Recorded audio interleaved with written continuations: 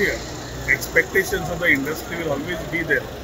But meeting up with the requirements what they have been taking from years onwards, गोंयांत म्हणून न्ही पूर्ण देशात जो स्लॅब 7,500 आणि वयर आणि 7,500 आणि मागीर जवळ जर तुम्ही पळयलो जाल्यार ते डिफरन्स इज रफली about 7%, which is a huge saving to the overall base room for in terms of occupancy.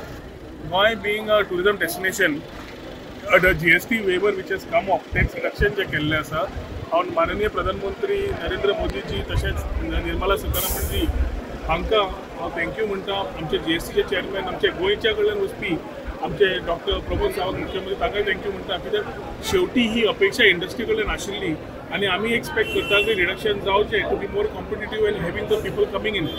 Middle income group जे आसा तांकां म्हाका दिसता मॅक्झिमम मातसो फायदो जातलो. Will be more of travellers. That group has been travelling, middle income group has been travelling quite in terms of देखो आपला देश बाकीचे आनी हातूंतल्यान तांकां बऱ्यो सुविधा बऱ्या रेटीन आनी शटडावन मेळ्यो.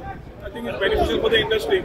आतां एक्सपेक्टेशन्स ऑफ द इंडस्ट्री आनी कितें आसा म्हाका दिसता तांणी समज मांडले ते योग्य रितीन फुडें वतले. It is end of the day taken up by the GST council, which is having members of the council who sit together and take it up. It's not an individual decision, but it is the vision of the Prime Minister.